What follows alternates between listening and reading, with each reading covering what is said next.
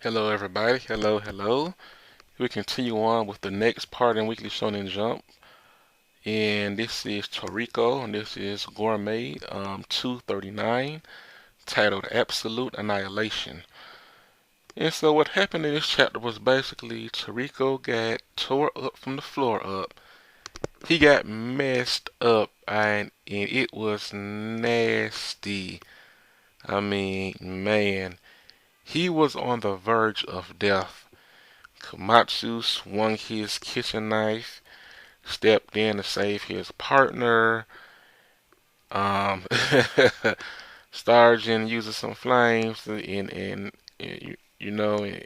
bats Komatsu away. Toriko wakes up like, "What did you do to Komatsu?" and goes into a rage. And what we see here, his inner form, the form that his intimidation form. When you see his intimidation form that the gourmet cells make up, we see that actually reach out and touch Starjun, and it leads to a pretty interesting conclusion. And this appears to be Toriko's his power that is awakening.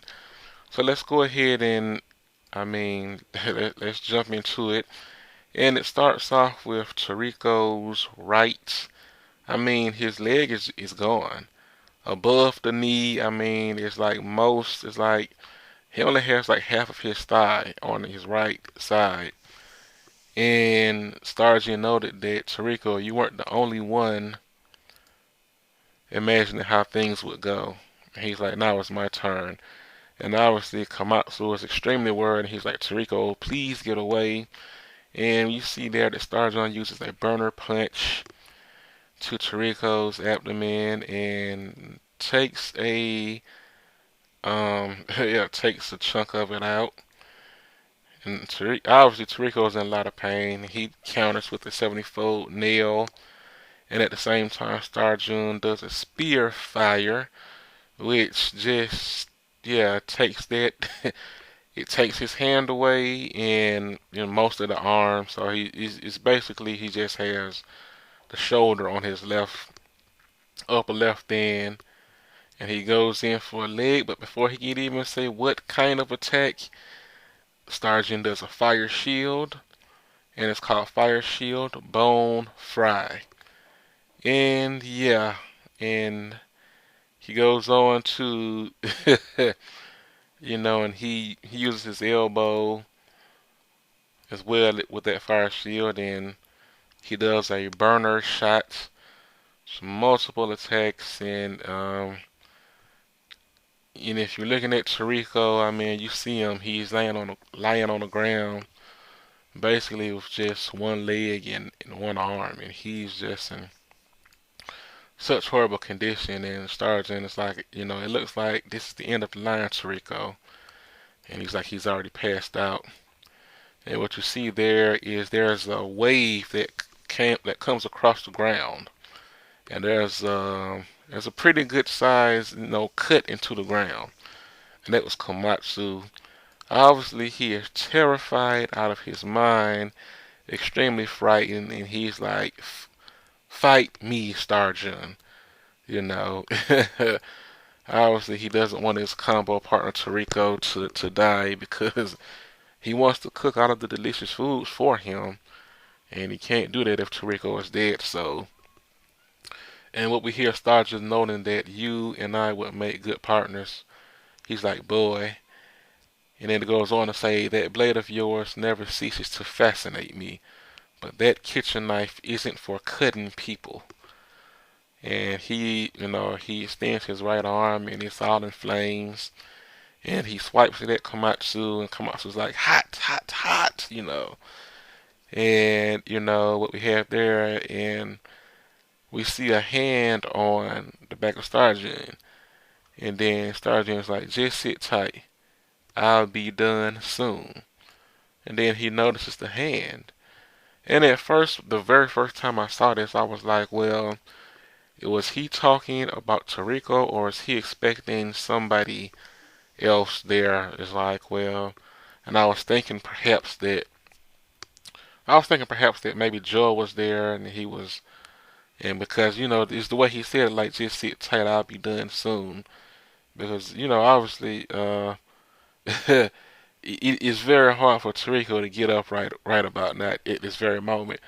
So I don't know. That may be something to to think about, or maybe he was talking talking to Toriko. But obviously Toriko wouldn't he wouldn't have put his hand on him. He would have just came with an attack. So this makes me to believe that somebody, I'm assuming possibly Joa, that somebody else is there, and this may very well be the key thing that signifies that Starjun has not only, you know, crossed Midora, and but switched teams, and he is a part of Neo. So that's something to look out for, just in case. But we see that hand, and if you notice, and he looks down, and if you notice that hand, we've all seen that hand before, and you see right there, there's Toriko's intimidation form. That's the person he goes into whenever. Excuse me, one moment, hold on. Okay, I'm back. I had to step away, and basically, the very first time that that we saw him was when Toriko was is out of energy, and he himself started to feed, start to feed on himself, and he uses autophagy, and basically we saw him in this one where he stored up so much food, and he's like, I've never feasted like this before. He's like, that's a good job, keep it up. And we go back to where he noted that, if you want to control my power completely, prepare that man's full course. And obviously, and to me, what that signifies is that that's Ichirayu's full course. As far as Acacia goes, Toriko only wants one thing from Acacia's menu, and that's God. God. That's it. So the only full course that is on the menu right now that's relevant to the series for everybody, and which Ichirayu says he hopes they don't have to use it, but if they do need it, they're gathered. They have some right now. They're gonna have to go, and search. But it's Ichirayu's full course is who he's talking about in order to control his power completely. So, and what we see that he grabs Starjun, he's like, "Hey," and Starjun, he whips back. He looks, but Toriko's still on the ground, and he's like, "What the?" And Toriko comes back to consciousness, and he's just coughing up blood and blood and blood. And no, you will not see that on the anime. I talked about this in the last chapter, but yeah, you're just not gonna see that much blood, people. I mean, 'cause that's a lot of blood. I mean, you may be disappointed, but it's better than nothing at all, right? And Starjun is thinking to herself, what just, basically what just happened? And Toriko's like, you monster, Starjun, what did you do to Komatsu just now? What did you do to Komatsu? I'll kill you. And he continues on, I'll kill you, bastard. And the key point in this panel when he's saying that is that you see his eyes, and his eyes look just like the eyes of his, the beast that the form that his gourmet sis took on, so his intimidation form, his inner form. And so, and Komatsu sees that he's woken up. He's like, he does what he does. Toriko, and obviously Toriko, he's enraged. He is enraged, and right there you see the one arm um, that he does have, and it's like you see something else coming from that arm. So it's like he has two right arms right at the moment, but this other arm that's coming from that, which punches right through Starjun, and and when he opens it up, you see the claws, and it's much bigger. It's almost like Toriko did a knocking on himself because his muscles, I mean, increased tremendously in size. I mean, he was already big, but he just went like extra extra big. And I mean, that is going to leave a huge hole inside of Starjun. But in the world of Toriko, where you have so much knowledge of the body already with your cells, that's not going to be a fatal blow. And Starjun is coughing up blood right now. So, um, yeah, and that's the end of the chapter. So this is a very intriguing twist and something else we did. Nobody was expecting. As far as all of the reviewers who I know on YouTube. So I did hear somebody was that the King of Lightning. When he did his Toriko review, that he noted is like you have everybody has their own thing. Sunny, with the hair, and and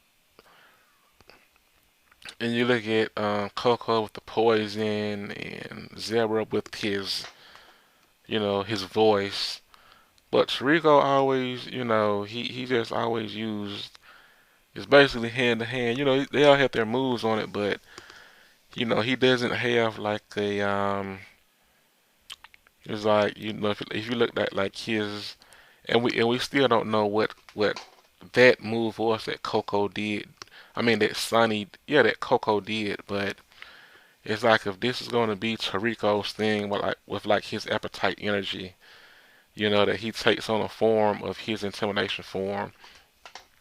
And obviously we haven't seen what Zebra's thing is now either, but we've seen Sunny's with with the hair, with the Satan's hair. And I mean, that is just, yeah, that's just nasty. I mean, something that, man. And now, and one we haven't seen Coco's, but right now, so we haven't seen Coco's, but he probably did it already, and we're gonna see. Um, I'm assuming that the after effect or something on it. And obviously, we haven't seen Zebras yet, so he'll be the last one to show his stuff. But yeah, this is very interesting and intriguing that he's transforming into his inner beast, and but this power that he won't be able to control it fully until he completes that full course menu, which I'm going ahead and I'm stating that is Ichirayu's full course menu because number one, like I said, the only thing from Acacia that Toriko ever wanted was God. And there is a full course menu for them to prepare that Ichirayu did set up for all four of them. So all four of them are, they're gonna have to set out, get the ingredients, and prepare his full course meal and eat it. So to me that just makes the most sense. That is Ichirayu's, the IGO president's. That is his full course meal. That Toriko's inner, that his gourmet seals want him to cook and prepare because they know that it's going to give them, it's going to give him a tremendous power up. It's going to give him a tremendous boost in power. It's going to give all of them a tremendous boost in power. So yes, this was a very enjoyable chapter. I mean, the battle, it was just brilliant, brilliant battling, brilliant emotions, and I really love that Komatsu. Keep in mind that he does not have any gourmet cells inside of him yet. So everything he does, and even while he would, swung the sword, swung the knife as scared as he was, but that just goes to show that how much Toriko means to Komatsu, and vice versa. That they want to travel together, cook and eat. Basically, that's it. And that's basically it. Like I say, I enjoyed this chapter. I hope you all enjoyed the chapter. And until next week, take care.